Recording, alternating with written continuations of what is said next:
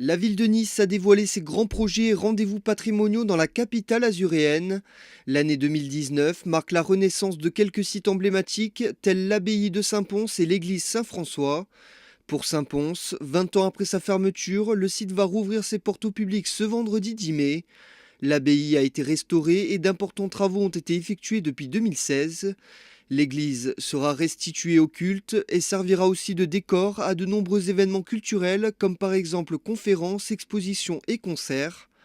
Pour Saint-François, qui regroupe le palais communal, l'église, le couvent des franciscains et la tour, le grand projet d'aménagement arrive à son terme et permettra notamment en septembre d'ouvrir la tour Saint-François. Les Niçois sont profondément conscients de leur histoire, de leur identité, de leur singularité, mais encore faut-il que la structure municipale leur apporte les éléments de connaissance. Et donc, nous leur ouvrons Saint-Pons qui était fermé depuis 20 ans.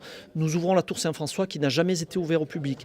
Nous restaurons Saint-François qui a été utilisé pour des usages divers. Et vraiment, parfois, nous savons que notre patrimoine a été considérablement abîmé au cours des décennies passées.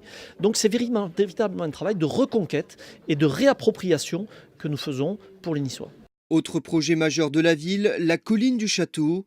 Fréquenté par près d'1,3 million visiteurs chaque année, le site sera équipé d'un kiosque d'accueil pour guider et transmettre aux visiteurs l'histoire du comté de Nice. La végétation sera renouvelée et le tir du canon sera théâtralisé à partir du 13 juillet prochain. Peut-être vous souvenez-vous que c'est un tir au canon qui avait été acté en conseil municipal par une délibération du 19 novembre 1875, par laquelle Sir Coventry finançait le canon pour rappeler sa femme à la maison. Et donc nous installerons le canon que nous avons retrouvé, qui était dans nos réserves, sur la terrasse inférieure, en dessous la terrasse Nietzsche, et nous tirerons le tir au canon avec des comédiens qui vont permettre une meilleure compréhension de cette tradition désormais. En juin prochain, la ville de Nice lancera un site internet spécialement dédié aux archives.